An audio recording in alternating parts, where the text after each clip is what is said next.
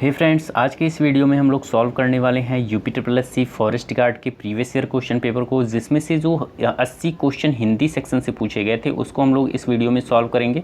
इससे क्या होगा दोस्त, आप लोगों को पता चल पाएगा कि मतलब कि हिंदी का जो क्वेश्चन का लेवल था वो कैसा था प्रीवियस ईयर में, और आगामी कैसा जो है हिंदी का लेवल रहने वाला है वो आप लोग जान पाओगे।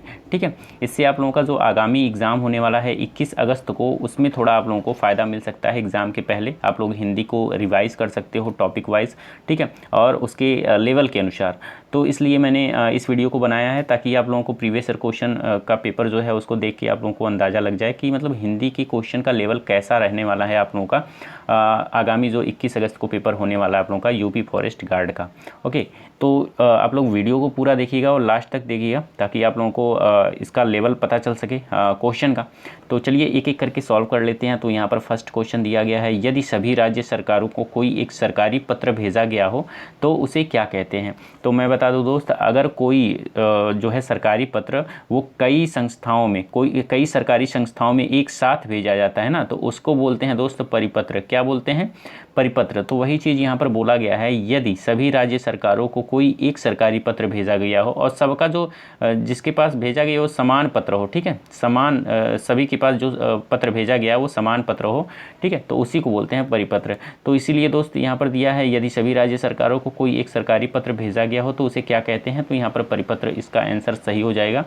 नेक्स्ट हम लोग देखते हैं, नेक्स्ट क्वेश्चन आप लोगों का ये दिया है, अधिसूचना का प्रयोग किस क्षेत्र में नहीं किया जाता है। यहाँ पर नहीं किया जाता है दिया है, तो यहाँ पर 4 ऑप्शन थे, नियम, आदेश, कर्तव्य और अधिकार।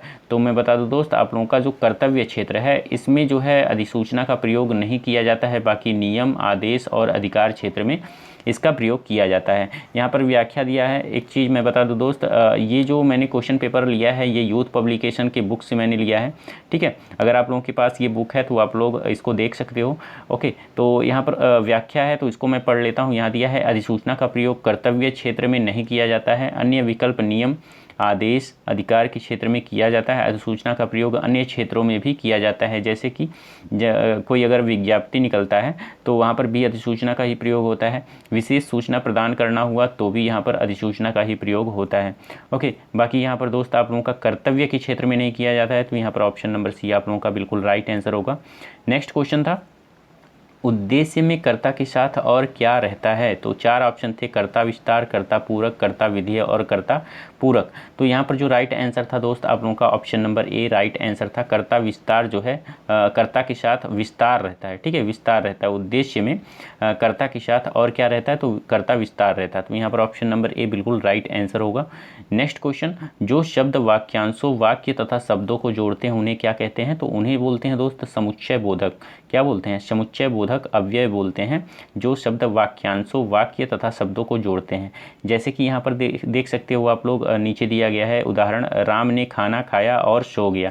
तो यहाँ पर जो और है ये समुच्चय बोधक अव्यय हो जाएगा। और ओके, नेक्स्ट है, श्रुति और गुंजन पढ़ रहे हैं। तो यहाँ पर दोस्त जो और यहाँ पर बीच में है ये जोड़ रहा है शब्दों को ना, तो यहाँ पर दोस्त आप लोगों का ये हो जाएगा समुच्चय बोधक अव्यय। और ठीक, उसके बाद से नेक्स्ट क्वेश्चन की तरफ हम लोग मूव करते हैं। यहाँ दिया गया है, भाववाच्य छाटिए।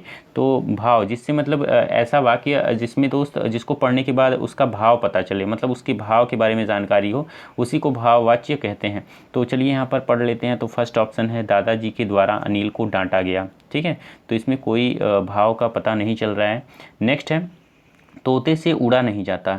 तोते से उड़ा नहीं जाता, जैसे कि आप लोगों का एक और वाक्य है, जैसे कि दादाजी से अब चला नहीं जाता, ठीक है, क्योंकि वो बूढ़े हो गए हैं। उनके भाव, उनके जो है भाव का पता चल रहा है कि मतलब अब वो बूढ़े हो गए हैं इसलिए उनसे चला नहीं जाता, ठीक है। और जैसे कि हुआ कि मेरे पिताजी से अब खाया नहीं जाता, ठीक है, क्योंकि वो बूढ़े हो गए हैं, उनके पास दांत नहीं है। इससे भाव से पता, इससे भाव का पता चलता है। अब तोते से उड़ा नहीं जाता, तोते से उड़ा क्यों नहीं जाता, या तो वो घायल हुआ होगा या तो कुछ और, मतलब कोई रीजन होगा तभी ये नहीं उड़ पा रहा है, ठीक है। तो इसलिए यहाँ पर भाव का पता चल रहा है, तो इसलिए ये आप लोगों का जो राइट आंसर होगा ऑप्शन नंबर बी बिल्कुल राइट आंसर हो जाएगा। तोते से उड़ा नहीं जाता। बाकी ये अशोक ने आइसक्रीम खाई, इससे कोई भाव नहीं पता चल रहा है। चोर पकड़ा गया, इससे भी कोई भाव नहीं पता चल रहा है। तो यहाँ पर ऑप्शन नंबर बी आप लोगों का बिल्कुल राइट आंसर होगा।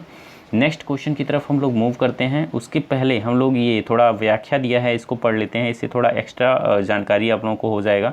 यहाँ दिया है कर्मवाच्य। कर्मवाच्य किसको बोलते हैं? तो दादाजी के द्वारा अनिल को डांटा गया, मतलब कि ये जो फर्स्ट ऑप्शन था, दादाजी के द्वारा अनिल को डांटा गया, ये कर्मवाच्य है। मतलब कि दादाजी क्या कर रहे हैं? डांट रहे हैं, कर्म कर रहे हैं ना, डांटने का। क्या काम, कैसा काम कर रहे हैं? डांटने का काम कर रहे हैं, तो ये कर्मवाच्य हो जाएगा।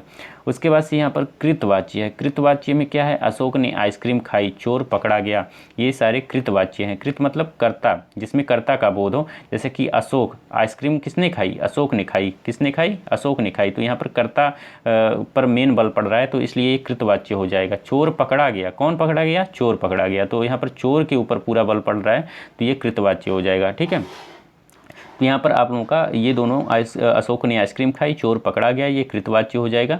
बाकी भाव, जिसमें भाव का पता चल रहा है, भाववाच्य। तोते से उड़ा नहीं जाता, किससे नहीं उड़ा जाता? तोते से नहीं उड़ा जाता। ठीक है, क्यों नहीं उड़ा जाता? तो हो सकता है उसके पास पंख ना हो, घायल हो गया हो, इस वजह से उसका भाव का पता चल रहा है, तो इसलिए यहाँ पर भाववाच्य आप लोगों का तोते से उड़ा नहीं जाता, ये आप लोगों का राइट आंसर होगा।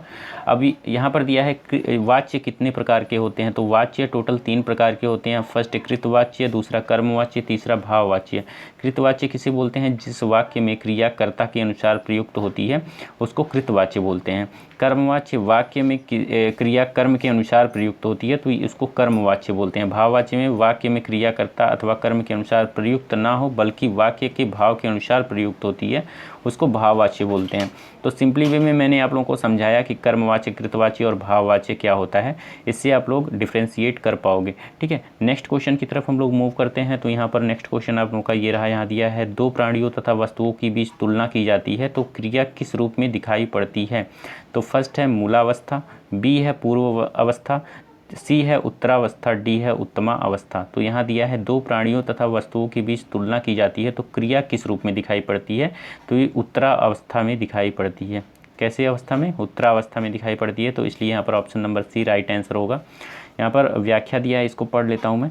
यहाँ दिया है विशेषण की 3 अवस्थाएं होती हैं। फर्स्ट है मूलावस्था, इसमें विशेषणों का सामान्य प्रयोग होता है, यहाँ किसी के साथ तुलना नहीं की जाती है। मूलावस्था में किसी के साथ तुलना नहीं की जाती है। ठीक है, जैसे राम एक वीर बालक है, तो कौन वीर बालक है? राम ही केवल वीर बालक है। अगर यहीं पर बोल दिया होता राम एक वीर बालक है जबकि श्याम एक कमज़ोर बालक है, तो यहाँ पर तुलना हो रहा है किसके किसके बीच? राम और श्याम के बीच, तो ये मूलावस्था में नहीं आएगा, ये उत्तरावस्था में आ जाएगा। ठीक है, तो इसलिए मूलावस्था कौन होता है कि जहाँ पर किसी की तुलना नहीं की जाती है। ठीक है, केवल एक ही व्यक्ति होता है जिसके बारे में विशेषण का प्रयोग किया जाता है, तो यहाँ पर एक ही व्यक्ति है, राम एक वीर बालक है, तो ये मूलावस्था हो जाएगा।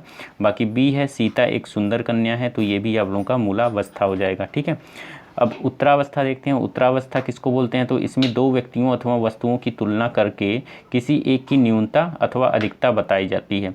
ठीक है, तो उत्तरावस्था में ये हो जाएगा। जैसे कि है राम श्याम से अधिक सुंदर है, तो कौन अधिक सुंदर है? तो राम अधिक सुंदर है, किससे? श्याम से। तो यहाँ पर दोस्त तुलना किया जा रहा है और उसके बारे में उसकी विशेषता जो है न्यूनता और अधिकता के रूप में बताई जा रही है, तो ये उत्तरावस्था हो जाएगा। नेक्स्ट है आप लोगों का उत्तमावस्था। तो उत्तमावस्था किसको बोलते हैं? इसमें 2 से अधिक वस्तुओं या व्यक्तियों की तुलना की जाती है। इसमें एक की दूसरी सब वस्तुओं या व्यक्तियों से न्यूनता या अधिकता बताई जाती है। जैसे कि राम सबसे वीर है, राम सबसे वीर है। सबसे मतलब सबसे कौन आ गया? सबसे मतलब कई लोग, राम के अलावा भी कई लोग हैं, उनमें से सबसे ज़्यादा वीर जो है वो राम है। इसलिए यहाँ पर 2 आदमियों से अधिक अगर कोई आ गया जिससे तुलना हो रही है, तो वहाँ पर उत्तमावस्था हो जाएगा। ठीक है, तो यहाँ पर राम सबसे वीर है। उसके बाद से अभिषेक कक्षा में सबसे सुंदर है, मतलब कक्षा में एक ही बच्चा थोड़ी ना होगा, कई सारे बच्चे होंगे, सबसे तुलना हो रही है अभिषेक की, तो अभिषेक उन सब में सबसे सुंदर है, तो इसलिए यहाँ पर उत्तमावस्था हो जाएगा। ठीक है, तो यहाँ पर दोस्त आप लोगों का विशेषण जो है वो उनकी 3 अवस्थाएं होती हैं, मूलावस्था, उत्तरावस्था, उत्तमावस्था। ये आप लोगों को पता चल गया होगा। तो यही क्वेश्चन में पूछा गया है, 2 प्राणियों तथा वस्तुओं के बीच तुलना की जाती है, तो क्रिया किस अवस्था में कहलाती है? तो उत्तरावस्था में कहलाती है। आप लोगों को ये चीज़ क्लियर हुई होगी। ठीक है, नेक्स्ट क्वेश्चन की तरफ हम लोग मूव करते हैं। नेक्स्ट क्वेश्चन दिया गया है, मुझे बताओ तो तुम्हारा जन्म कब और कहाँ हुआ था, वाक्य का भेद बताइए। ठीक है, मुझे बताओ तो तुम्हारा जन्म कब और कहाँ हुआ था, वाक्य का भेद बताइए। तो फर्स्ट है सरल वाक्य, बी है आश्रित वाक्य, सी है संयुक्त वाक्य, डी है मिश्र वाक्य। तो यहाँ पर जो राइट आंसर होगा दोस्त वो हो जाएगा मिश्र वाक्य, ऑप्शन नंबर डी। मुझे बताओ तो तुम्हारा जन्म कब और कहाँ हुआ था। एक तो यहाँ पर जो है ये जो तो लगा है और यहाँ पर लगा है, जुड़ा है, ठीक है। तो 3 वाक्य एक साथ जुड़े हैं तो ये मिश्र वाक्य हो जाएंगे, ठीक है। तो ऑप्शन नंबर डी यहाँ राइट आंसर होगा। उसके बाद से यहाँ पर व्याख्या हम लोग पढ़ लेते हैं। रचना के आधार पर वाक्य जो होते हैं वो 3 प्रकार के होते हैं। फर्स्ट होता है सरल वाक्य या साधारण वाक्य, दूसरा होता है संयुक्त वाक्य और तीसरा होता है मिश्र वाक्य।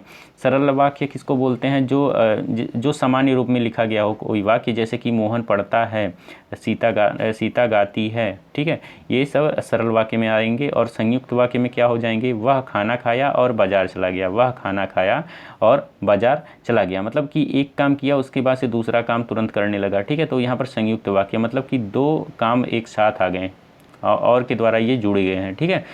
तो यहाँ पर दोस्त संयुक्त वाक्य हो गया। मिश्र वाक्य में क्या होगा? एक साथ कई सारे काम हो, ठीक। तो यहाँ पढ़ लेता हूँ। मुझे बताओ तो, एक तो यहाँ पर जुड़ा, और तुम्हारा जन्म कब और कहाँ हुआ, ठीक है। ये मिश्र वाक्य में एक प्रधान उपवाक्य और अन्य आश्रित उपवाक्य आपस में कि, जो, क्योंकि, जैसा, वैसा, जब, तब, यद्यपि, तथापि, तो आदि से जुड़े होते हैं। जबकि संयुक्त वाक्य में 2 सरल वाक्य आपस में योजक शब्दों और तथा, अतः, इसलिए, अथवा, किंतु, पर, या से जुड़े होते हैं। मतलब कि यहाँ पर जो संयुक्त वाक्य होते हैं वो एक योजक शब्द से जो जुड़े होते हैं, जैसे कि राम ने खाना खाया और बाजार चला गया, तो ये एक योजक शब्द से जुड़ा है दोनों वाक्य, ठीक है। तो इसलिए ये संयुक्त हुआ। बाकी इसमें मिश्रित वाक्य जो होते हैं इसमें एक प्रधान उपवाक्य होता है और बाकी सारे आश्रित उपवाक्य होते हैं। और वो सब जुड़े किससे होते हैं? की से, जो, क्योंकि, जैसा, वैसा, जब, तब, यद्यपि, तथापि, तो आदि से जुड़े होते हैं, ठीक है। तो यहाँ पर आप लोग देखो, मुझे बताओ तो, एक तो से जुड़ा है, फिर तुम्हारा जन्म कब और कहाँ हुआ, और से भी जुड़ा है, ठीक। तो ये आप लोगों का मिश्र वाक्य हो जाएगा। तो इसलिए यहाँ पर ऑप्शन नंबर डी आप लोगों का राइट था। नेक्स्ट क्वेश्चन की तरफ हम लोग मूव करते हैं। नेक्स्ट क्वेश्चन आप लोगों का ये रहा, यहाँ दिया है शुद्ध वाक्य छांटना है। तो यहाँ पर फर्स्ट दिया है, कई रेलवे के कर्मचारियों की गिरफ्तारी हुई। तो शुद्ध वाक्य, ये तो शुद्ध नहीं लग रहा है, तो ये आप लोगों का रॉन्ग हो जाएगा। बी है, इस समय आपकी अवस्था 40 वर्ष की है। तो यही आप लोगों का बिल्कुल राइट आंसर हो जाएगा। सी है, हम तो अवश्य ही जाएंगे, ये भी गलत होगा। और डी है, मैं हल करने की तलाश में हूँ, ये भी गलत हो जाएगा।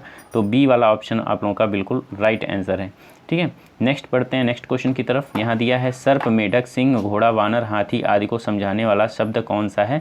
तो यहाँ पर पशु दिया है, शिव दिया है, हरि दिया है, कपीस दिया है। तो यहाँ पर बच्चे इसमें कंफ्यूज होने वाले हैं, क्योंकि अगर ये समानार्थी शब्द नहीं पढ़े हैं तो इसमें कंफ्यूज आप लोगों को पक्का होना है। क्योंकि दोस्त सर्प, मेढक, सिंह, घोड़ा, वानर, हाथी देख के आप लोग तुरंत पशु पर टिक करोगे, लेकिन ऐसा नहीं है।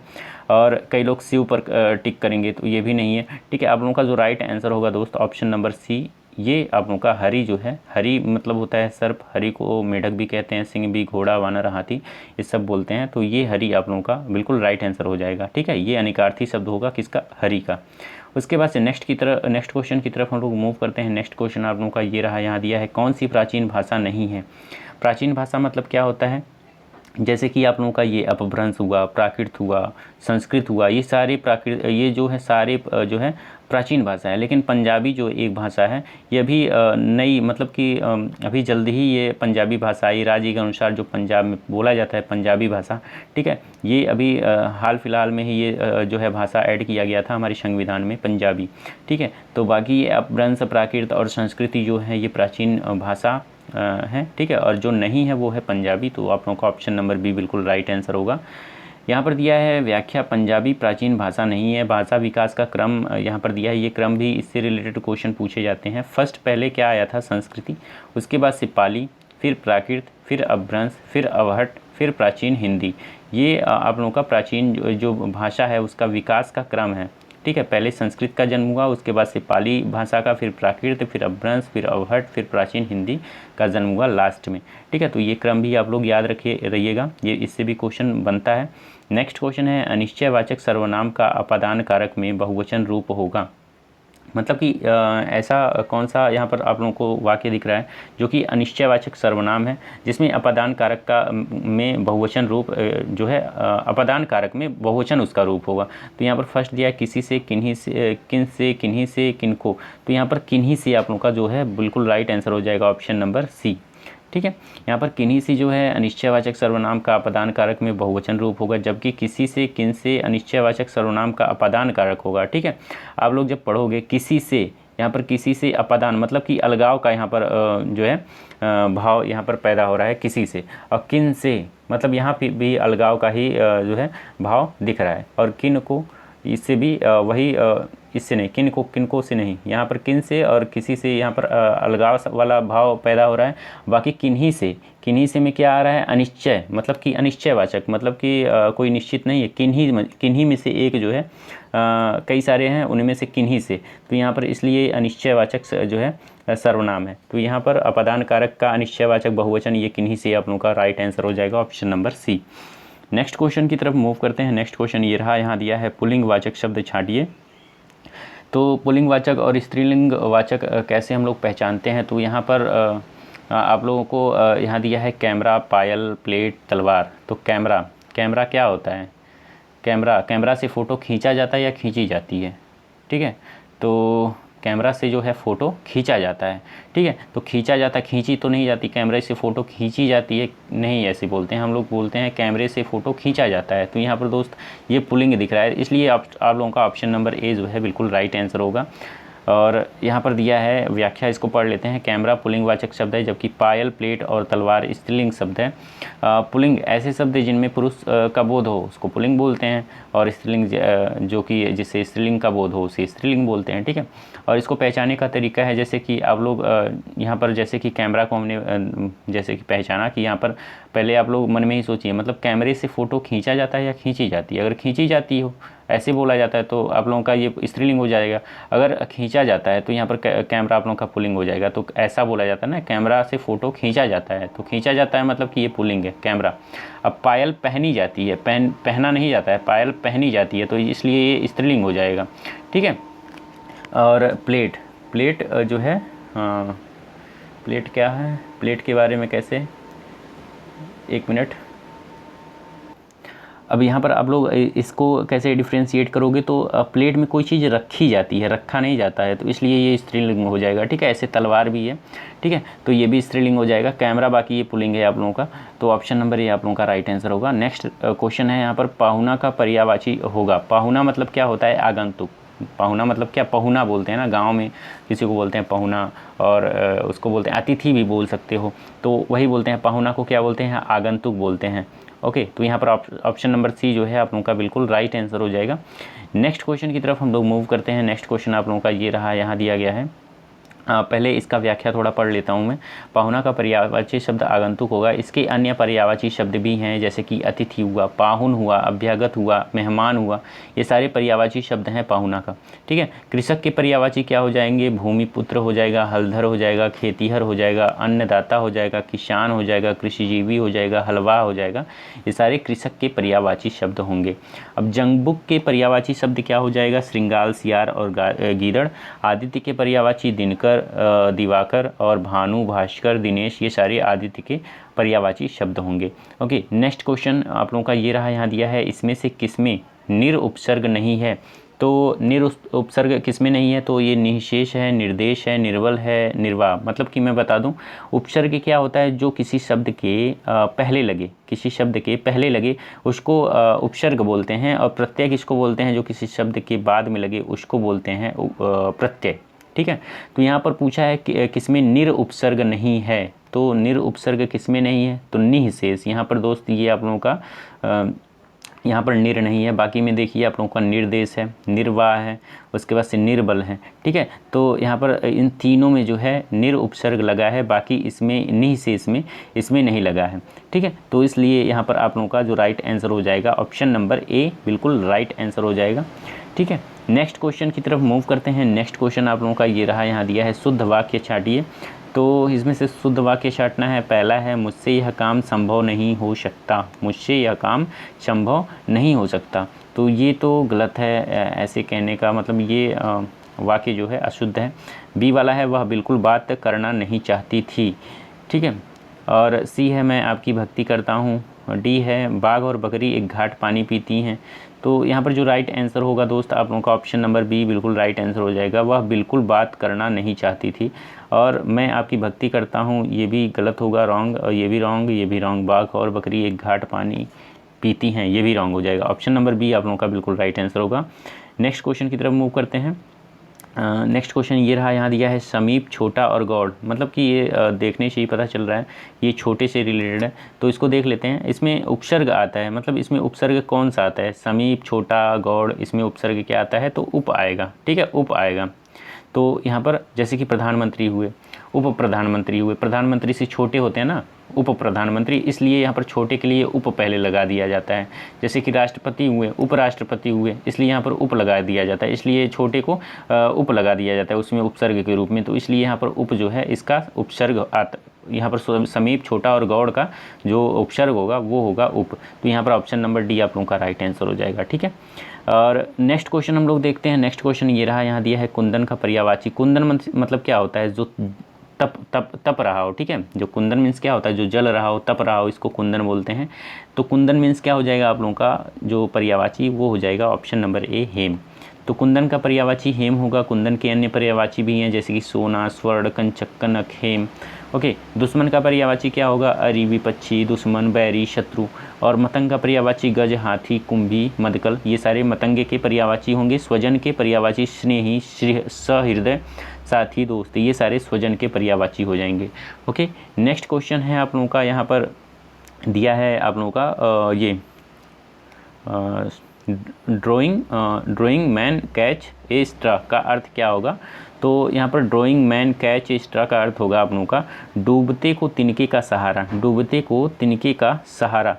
ओके, तो ये मुहावरा है दोस्त, तो इसको आप लोग ध्यान से पढ़िएगा।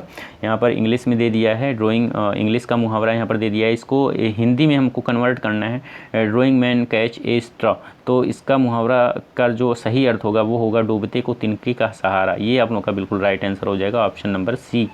नेक्स्ट क्वेश्चन की तरफ बढ़ते हैं हम लोग। तो ये रहा आप लोगों का नेक्स्ट क्वेश्चन, यहाँ दिया है कौन सा अधिकरण तत्पुरुष समास का नहीं है? तत्पुरुष समास का नहीं है। तो तत्पुरुष यहाँ पर पुरुषोत्तम दिया है, देशाटन दिया है, कुलश्रेष्ठ दिया है, धर्म भ्रष्ट दिया है। तो यहाँ पर जो आप लोगों का राइट आंसर हो जाएगा वो हो जाएगा तत्पुरुष समास का कौन सा नहीं है? तो आप लोगों का ऑप्शन नंबर डी ये नहीं है। बाकी पुरुषोत्तम, पुरुषों में सबसे उत्तम, ठीक है, देशाटन और कुल श्रेष्ठ, कुल में श्रेष्ठ।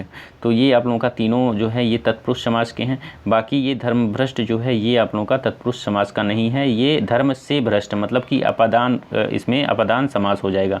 ठीक है, क्योंकि यहाँ पर से लग रहा है, मतलब किसी चीज़ से जो है ये यहाँ पर से किस में लगता है? अपादान में लगता है, तो इसलिए हमारा अपादान कारक हो जाएगा। ठीक है, तो अपदान तत्पुरुष समास होगा धर्म भ्रष्ट में। बाकी देशाटन, पुरुषोत्तम, कुलश्रेष्ठ में आप लोगों का अधिकरण तत्पुरुष हो जाएगा। ठीक है, अधिकरण में क्या होता है? में, पर, ये सारे आते हैं। तो अधिकरण तत्पुरुष आप लोगों का ए और बी, सी, ये तीनों हो जाएंगे। ठीक है, उसके बाद से नेक्स्ट क्वेश्चन की तरफ हम लोग मूव करते हैं। नेक्स्ट क्वेश्चन ये रहा, यहाँ दिया है शुद्ध वाक्य छांटना है। तो शुद्ध वाक्य इसमें से कौन सा है? तुम इसका दाम देने जाओ, ये तो गलत है। उसका संतान अच्छा है, उसका संतान अच्छा है, तो ये भी गलत है। मुझे आपका काम बहुत पसंद है, ये सही है। बेफजूल बात मत करो, ठीक है, तो ये गलत है। तो ऑप्शन नंबर सी यहाँ पर शुद्ध वाक्य है, तो ये आप लोगों का राइट आंसर हो जाएगा, option number C. Next question है पंजाब में हिंदी का प्रचार किसने किया था? तो यहाँ पर जो राइट आंसर होगा दोस्त श्रद्धा राम फुल्लोरी। ठीक है, ये साहित्य हिंदी साहित्य का क्वेश्चन है, जिसमें अलग अलग रचना और अलग अलग रचनाकार जो हैं उनसे संबंधित क्वेश्चन पूछे जाते हैं, तो इसको भी ध्यान में रखिएगा। तो यहाँ पर दोस्त आप लोगों का ऑप्शन नंबर भी बिल्कुल राइट आंसर होगा, श्रद्धा राम फुल्लोरी। ये पंजाब में हिंदी के प्रचार के लिए प्रसिद्ध हैं, श्रद्धा राम फुल्लोरी। यहाँ पर व्याख्या दिया है पंजाब में हिंदी का प्रचार श्रद्धा राम फुल्लोरी ने किया। सदल मिश्र, लल्लू लाल, ये दोनों हिंदी गद्य के 4 प्रमुख स्तंभों, ईसा अल्लाह खां, सदल मिश्र, मुंशी सदासुख लाल, लल्लू लाल में से एक हैं। राजा राम मोहन राय को भारतीय पुनर्जागरण का अग्रदूत और आधुनिक भारत का जनक कहा जाता है।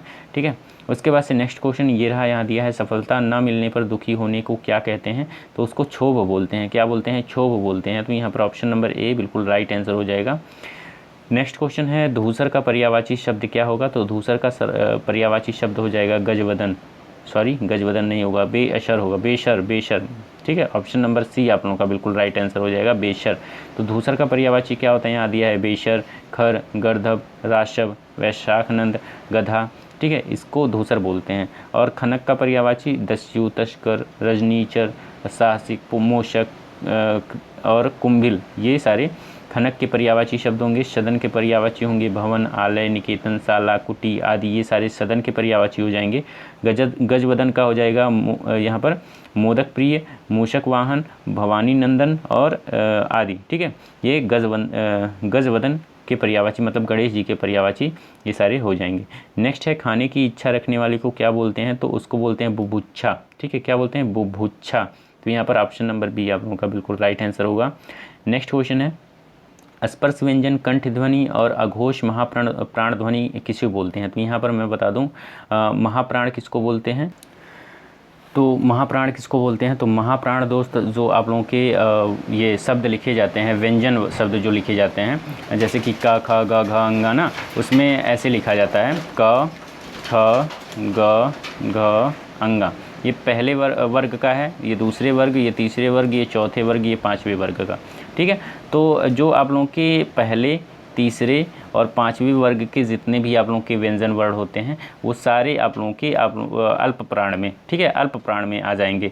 तो अल्प प्राण में आप लोगों के पहले, तीसरे और पांचवें वाले आ जाएंगे, जैसे कि क हुआ, ग हुआ और अंगा हुआ, ये तीनों जो है आप लोगों के अल्प प्राण हो जाएंगे। और इसके साथ जो है य र ल व, य र ल व जितने भी अंतस्थ शब्द हैं ये भी आप लोगों के इसी में आ जाएंगे। जो जितने भी अंतस्थ वर्ण हैं ये भी आप लोगों के किस में आ जाएंगे, अल्प प्राण में आ जाएंगे। इसके अलावा महाप्राण में क्या आता है, जो 2, 4 बचे, ये 2 वर्ग वाले हैं, 2 और 4 वर्ग वाले ये सारे महाप्राण में आ जाएंगे, जैसे कि ख और घ, ठीक है। और उसके अलावा जो उष्ण व्यंजन होते हैं श, ख, श और हाँ, ठीक है, ये सब भी आप लोगों के महाप्राण में आ जाते हैं। तो यहाँ पर जो राइट आंसर हो जाएगा दोस्त स्पर्श व्यंजन, यहाँ पर 25 दिया है ना, एक मिनट, तो यहाँ पर जो राइट आंसर हो जाएगा वो हो जाएगा ऑप्शन नंबर सी ख, ठीक है। यहाँ पर क्या दिया है, महाप्राण पूछा है ना, तो महाप्राण में 2 और 4 वाले आते हैं, तो 2 वाले में क्या आएगा, ख आएगा, फर्स्ट वाले वर्ग में क आता है, और तीसरे वाले में ग आएगा, चौथे में घ आएगा, ठीक। तो महाप्राण वाले में क्या आएगा, ख। ख क्या है, ये एक महाप्राण ध्वनि है। अब मैं बात करूं अगर घोष अघोष की, घोष, तो घोष अघोष में क्या आता है, घोष अघोष में पहले घोष की मैं बात कर रहा हूँ, ठीक है। घोष में क्या आते हैं, 3 और 4 और 5, ये वर्ग वाले जितने भी होते हैं ये सारे घोष या सघोष में आएंगे। और अघोष में कौन आते हैं, तो 1, 2 वर्ग वाले, 1, 2 वर्ग वाले ये अघोष में आएंगे। तो 1 में तो का आता है, 2 में खा आता है, तो खा इसमें भी आ रहा है। तो महाप्राण और अघोष तो ये खा हो जाएगा, बाकी का तो नहीं होगा, ठीक है। का तो आपका नहीं होगा क्योंकि ये अघोष तो है लेकिन महाप्राण नहीं है ना, तो इसलिए यहाँ पर ये खा वाला जो है ऑप्शन नंबर सी, ये कंठ से भी है और स्पर्श व्यंजन भी है, तो इसलिए यहाँ पर ऑप्शन नंबर सी बिल्कुल राइट आंसर हो जाएगा। नेक्स्ट क्वेश्चन यहाँ पर इसका व्याख्या हम लोग पढ़ लेते हैं। यहाँ दिया है स्पर्श व्यंजन कंठ ध्वनि अघोष महाप्राण ध्वनि हैं ख। स्पर्श व्यंजन में कौन आता है, तो क, ख, ग, घ, अंगा, ये सारे स्पर्श व्यंजन होते हैं। कंठ ध्वनि क, ख, ग, घ, ठीक है। पहले यहाँ पर क, ख, ग, घ, अंगा ये सारे स्पर्श व्यंजन में आते हैं। कंठ क, ख, ग, घ ये भी कंठ वाले होते हैं। अघोष में कौन आता है, क, ख, और महाप्राण में कौन आता है, ख, ग। तो यहाँ पर देखिए सेम, यहाँ पर ये आप लोग इसमें कॉमन कौन सा है, ख है, तो यहाँ पर ख आप लोगों का बिल्कुल राइट आंसर होगा। नेक्स्ट क्वेश्चन है दंतोष्ठ ध्वनि कौन सी होती है, मतलब कि जो जिसका उच्चारण करने में ओंठ और दांत का मैच हो, ठीक है। जैसे कि व आप लोग बोलिए व, तो व बोलेंगे तो ऊपर वाला जो दांत है नीचे वाले लिप से टच होगा, तो इसलिए यहाँ पर दोस्त व आप लोगों का दंतोष्ठ ध्वनि हो जाएगा। ओके, ऑप्शन नंबर ए बिल्कुल राइट आंसर होगा। उसके बाद से यहाँ पर कुछ व्याख्या दिया है, इसको पढ़ लेता हूँ मैं। व का उच्चारण स्थान दंत्योष्ठ होता है।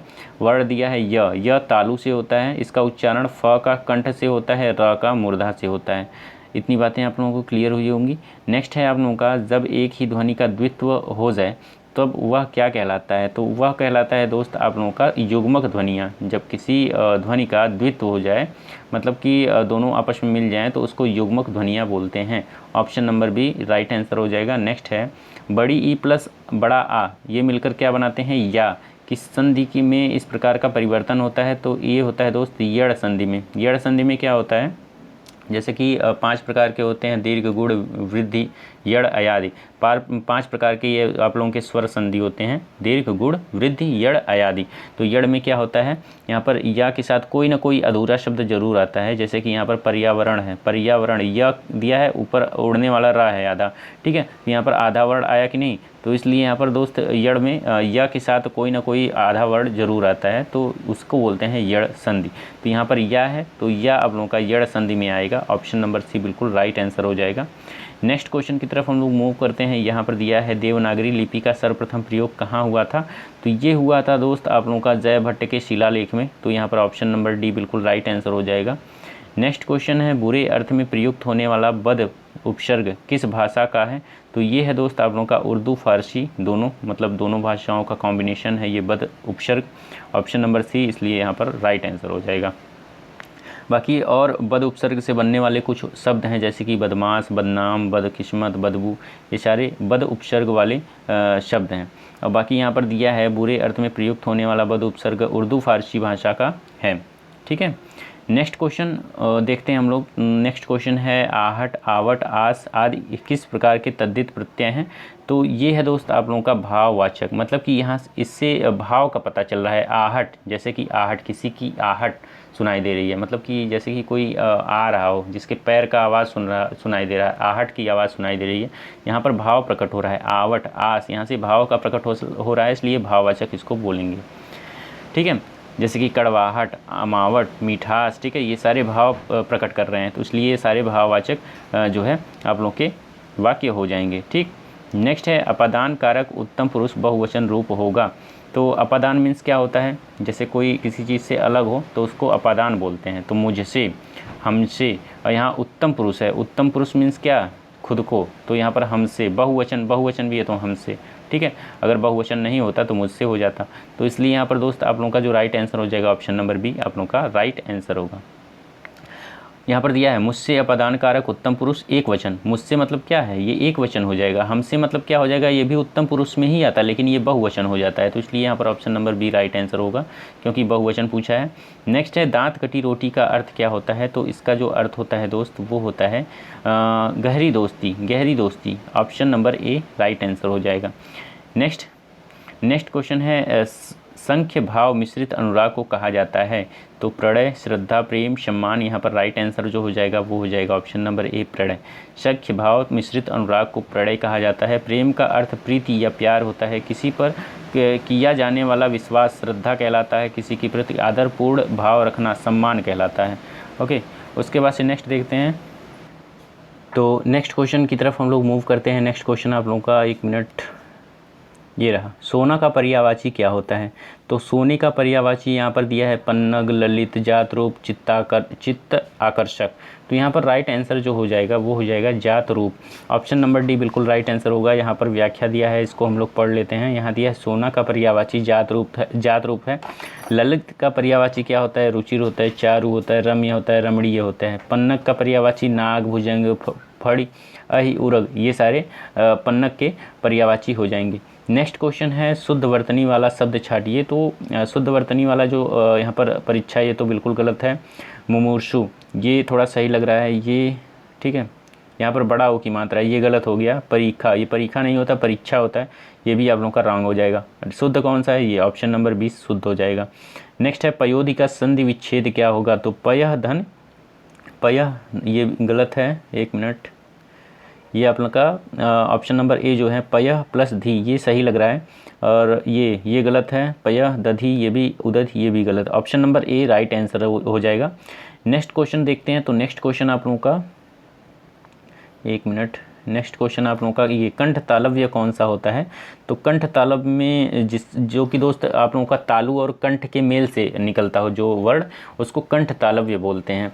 तो यहाँ पर ऑप्शन नंबर सी जो है ए ए आप लोग बोलिए ए ए।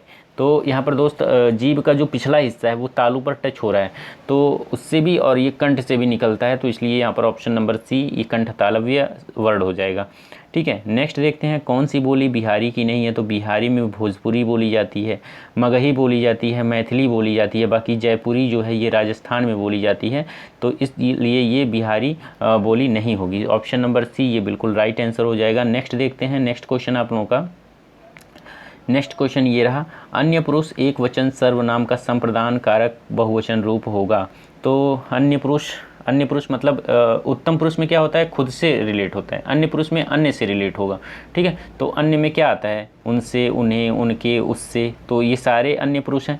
और बाकी एक वचन अब इसमें से छांटना है, तो एक वचन कौन सा हो जाएगा, उससे, पर्टिकुलर उससे, उनसे मतलब कि कई लोग हैं, उनसे, तो ये तो नहीं होगा। एक वचन ये थोड़ा सही लग रहा है, उनके, ठीक है, उनके ये भी सही लग रहा है, उन्हें, ठीक है, ये भी बहुवचन में आ जाएगा, तो ये दोनों एक वचन। अब सर्वनाम कौन सा है, सर्वनाम, तो सर्वनाम हो जाएगा आप लोगों का उससे, उनके, तो आप लोगों का 1 मिनट यहाँ पर डी दिया है ना, उन्हें, उनके, उन्हें, अच्छा उन्हें यहाँ पर 1 मिनट, ये एक वचन जो है ये उन्हें मतलब कि पर्टिकुलर एक इंसान को यहाँ पर दोस्त, यहाँ पर उन्हें दिया ना, एक इंसान को इंगित कर रहा है, तो यहाँ पर एक वचन हो जाएगा और यही सर्वनाम भी हो जाएगा। सर्वनाम तो बाकी सारे हैं, लेकिन यहाँ पर ऑप्शन नंबर डी जो है ये एक वचन हो जाएगा, तो इसलिए यहाँ पर option number D right answer होगा। यहाँ दिया है अन्य पुरुष एक वचन सर्वनाम का संप्रदान कारक बहुवचन रूप उन्हें होगा। ठीक है, नेक्स्ट देखते हैं, 1 मिनट, हाँ आप लोगों का ऑप्शन नंबर डी ही सही होगा। ठीक है, उसके बाद से नेक्स्ट देखते हैं, नेक्स्ट क्वेश्चन आप लोगों का ये रहा, अर्चना अत्यंत सुंदर है। अर्चना अत्यंत सुंदर है, तो अत्यंत जो है ये इसका भेद बताना है, तो अत्यंत क्या है, अत्यंत सुंदर, सुंदर तो विशेषण बता रहा है, बाकी अत्यंत क्या है, तो अत्यंत आप लोगों का हो जाएगा प्रविशेषण, जो विशेषण की विशेषता बताता हो उसको जो है प्रविशेषण बोलते हैं। इसलिए यहाँ पर ये सुंदर विशेषण है, सुंदर की विशेषता ये अत्यंत बता रहा है, मतलब अत्यंत सुंदर, कितना सुंदर, अत्यंत सुंदर, तो अत्यंत आप लोगों का प्रविशेषण हो जाएगा, option number B. Next question, हथियाना चिकनाना किस प्रकार की क्रिया है, तो ये है दोस्त आप लोगों का नाम धातु क्रिया।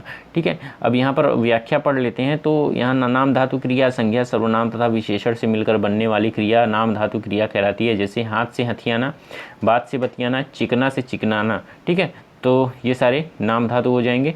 नेक्स्ट यहाँ पर दिया है कौन सा वाक्य आसन्न भूतकाल है, तो आसन्न मतलब किसी पर आश्रित हो कोई चीज़, कोई बात जो बोली जा रही है वो किसी चीज़ पर आश्रित होकर बोली जा रही है। जैसे कि तू आता तो मैं जाता, तू आता तो मैं जाता, तो यहाँ पर ये भी तो सही है, लेकिन यहाँ पर भूतकाल दिया है, तो भूतकाल तो ये है नहीं। ठीक है, तो भूतकाल में कौन सा हो जाएगा, मोहन आया सीता गई, ये भी नहीं होगा। वह आया था, मैंने आम खाया है, आसन, मैंने आम खाया है।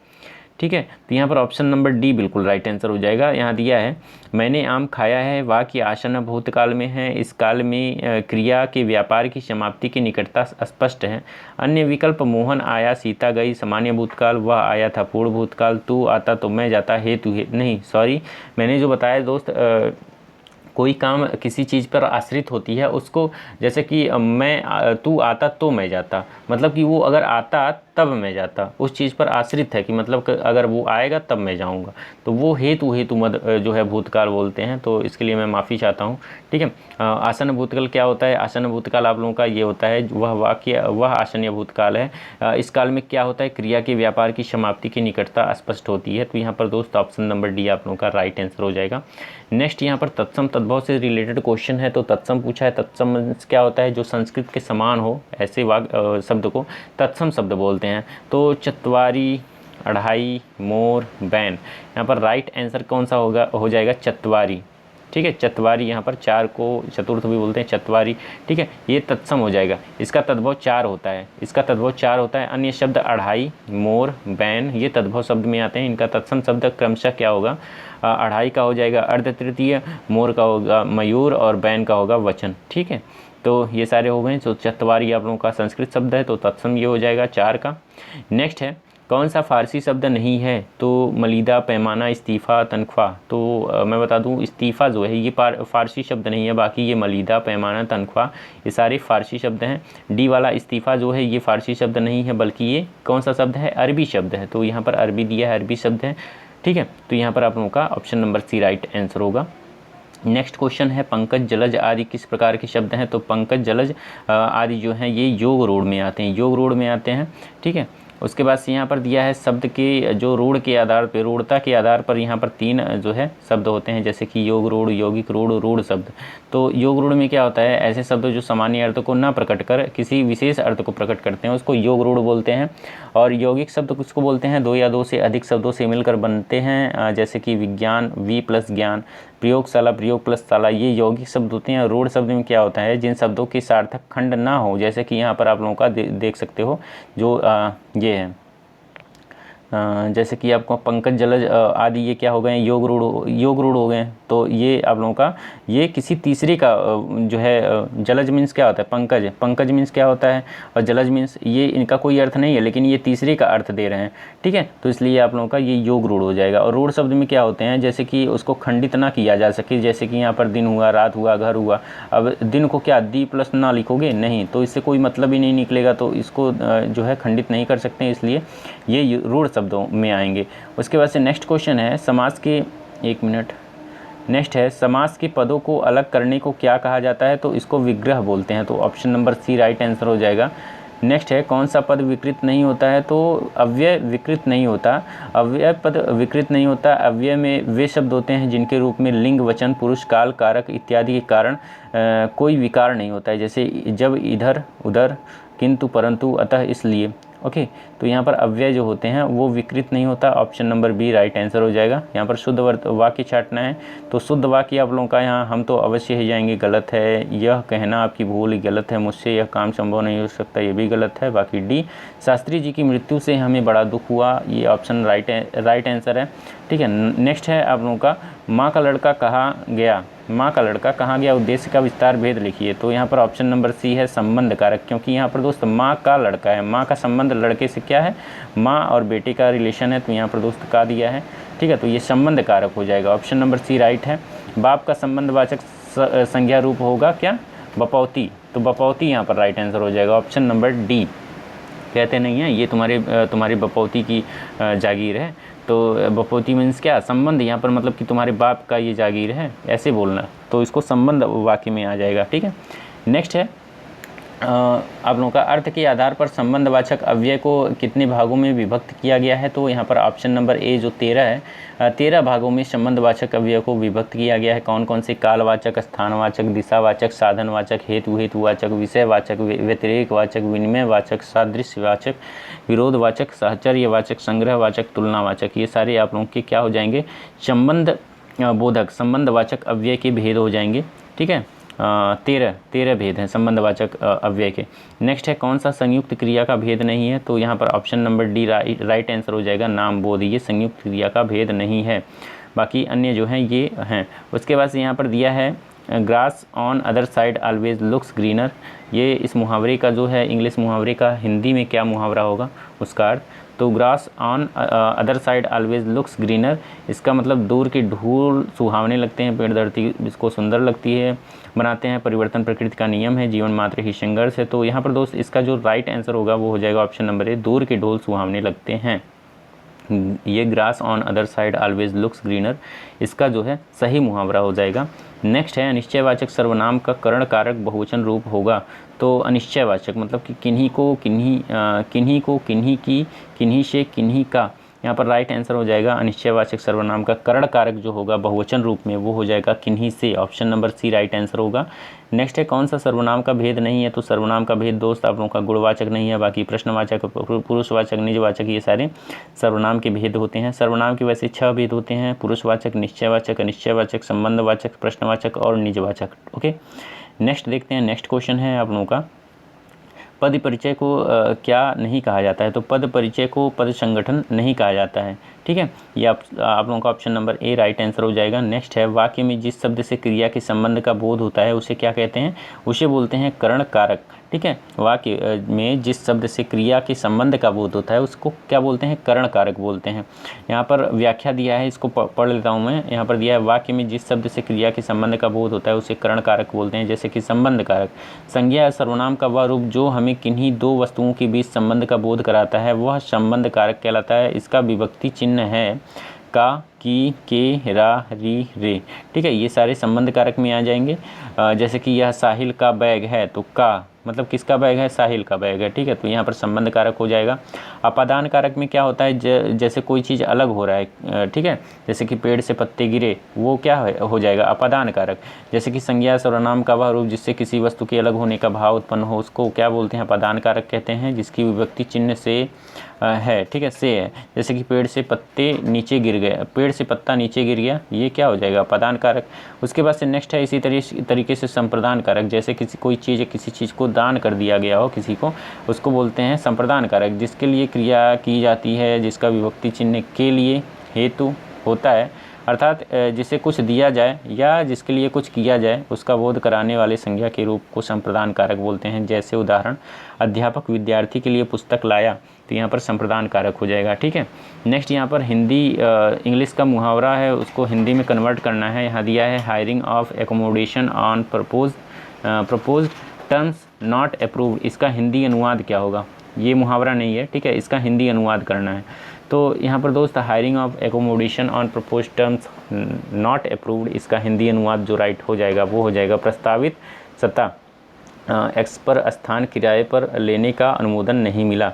यहाँ पर option number B right answer हो जाएगा। ठीक है, नेक्स्ट है, इसका भी अनुवाद करना है। तो इसका Gopal ought to be ashamed of himself for such conduct, इसका जो राइट आंसर हो जाएगा वो हो जाएगा गोपाल को अपने आचरण पर स्वयं लज्जित होना चाहिए। तो यहाँ पर ऑप्शन नंबर ए राइट होगा। नेक्स्ट क्वेश्चन, उनके द्वारा अपना काम अब तक समाप्त नहीं किया, अंग्रेजी में अनुवाद करना है। तो यहाँ पर जो राइट आंसर होगा इस क्वेश्चन का वो हो जाएगा यहाँ पर दोस्त आप लोगों का option number B, their work has not yet been finished by them. ठीक है, उनके द्वारा अपना काम अब तक नहीं किया गया, option number B, their work has not yet been finished by them, ये राइट आंसर हो जाएगा। नेक्स्ट क्वेश्चन देखते हैं। नेक्स्ट क्वेश्चन आप लोगों का ये रहा, ये पैसेज दिया है, इसको हम लोग पढ़ लेते हैं। इसके अनुसार जो है हमको इसको टिक करना है। तो पैसेज वाले क्वेश्चन को तो आप लोग आसानी से कर लेते हो, इसी में आप लोगों का जो है आंसर छुपा रहता है। तो इसको आप लोग पढ़ लीजिएगा, मैं पढ़ दे रहा हूँ, एक मिनट। अनुशासन जीवन की प्रत्येक स्थिति में आवश्यक है। अनुशासन सैनिक जीवन की आत्मा है। परिवार में सद्भाव बनाए रखने के लिए इसकी आवश्यकता पहले है।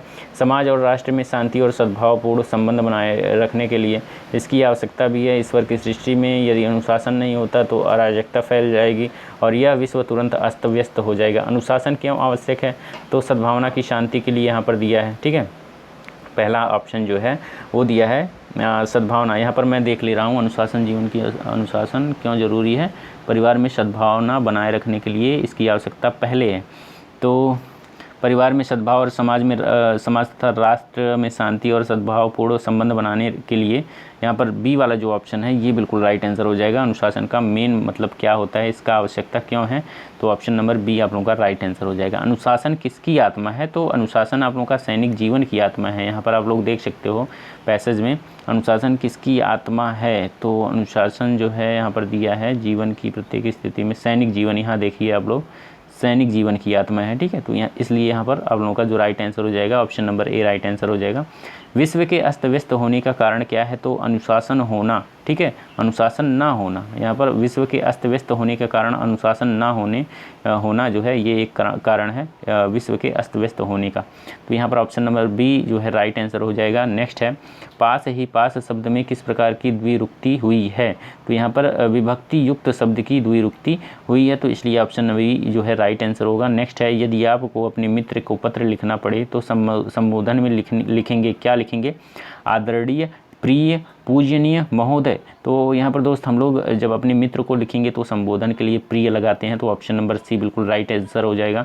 नेक्स्ट है, कौन सा कथन असत्य है, तो असत्य जो हो जाएगा आप लोगों का फर्स्ट दिया है आप लोगों का, अर्थशास्त्रीय पत्र मित्रतापूर्ण भाषा में लिखा जाता है। ठीक है, ये तो बिल्कुल सही है। नेक्स्ट है, संबोधन के लिए प्रिय लिखा जाता है, ये भी सही है, संबोधन के लिए प्रिय लिखा जाता है जब मित्र को पत्र लिखते हैं या किसी खास को पत्र लिखते हैं। नेक्स्ट है, स्वनिर्देश के लिए आपका सद्भावी सिंसियरली लिखा जाता है, सिंसियरली, ये भी बिल्कुल राइट है। नेक्स्ट है, इसमें भेजने वाला हस्ताक्षर करके पद का उल्लेख भी करता है, ये नहीं, ये गलत है। इसलिए यहाँ पर दोस्त आप लोगों का जो राइट आंसर होगा यहाँ पर कौन सा गलत है, तो ऑप्शन नंबर डी बिल्कुल राइट आंसर हो जाएगा। ठीक है। नेक्स्ट है आप लोगों का सभी राज्य सरकारों को भेजा जाने वाला सरकारी पत्र, मतलब कि हमने पहले ही बताया था, पहला क्वेश्चन आया था कि अगर कोई सरकारी पत्र है वो सभी सरकारी कार्यालयों में भेजा जा रहा है और वो पत्र एक ही है और बाकी सारे कार्यालयों में वही पत्र भेजा जा रहा है, उसको क्या बोलते हैं, तो उसको परिपत्र बोलते हैं। तो इसलिए option number C right answer हो जाएगा इस क्वेश्चन का। नेक्स्ट है निम्नलिखित में से कौन सी बोली उत्तर प्रदेश की नहीं है, तो उत्तर प्रदेश की जो बोली नहीं है वो है जयपुरी, ये राजस्थान की है। बाकी कन्नौजी, ब्रजभाषा, खड़ी बोली ये सारे उत्तर प्रदेश की बोली हैं, जयपुरी नहीं है, तो इसलिए option number D right answer होगा। नेक्स्ट है सभी महाप्राण वर्णों वाला वर्ग कौन सा है। महाप्राण मैंने क्या बताया था, जो आप लोगों का 2 और 4 वाले जो आते हैं ना वर्ग वाले, वो महाप्राण में आते हैं। तो यहाँ पर आप लोग देख लीजिए, आप लोगों का पहला है ख किस में आता है, 2 वाले वर्ग में, ठीक है। छ ये भी 2 वाले वर्ग में आता है। ठ ये भी 2 वाले वर्ग में आता है। तो यहाँ पर ऑप्शन नंबर ए ही आप लोगों का बिल्कुल राइट आंसर हो जाएगा।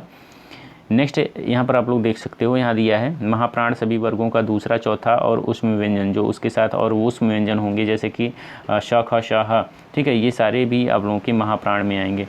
नेक्स्ट क्वेश्चन है सभी स्पर्श व्यंजन कौन से वर्ग में हैं, तो स्पर्श व्यंजन आप लोगों के ये हो जाएगा क, च, प, द, ये आप लोगों के स्पर्श व्यंजन के वर्ग हैं। तो option number C right answer हो जाएगा। नेक्स्ट है अतियुक्ति शब्द में संधि कौन सी है, तो यहाँ पर दोस्त यड़ संधि है, क्योंकि य के साथ देखिए आदत्त आया है, इसलिए यहाँ पर यड़ संधि हो जाएगा।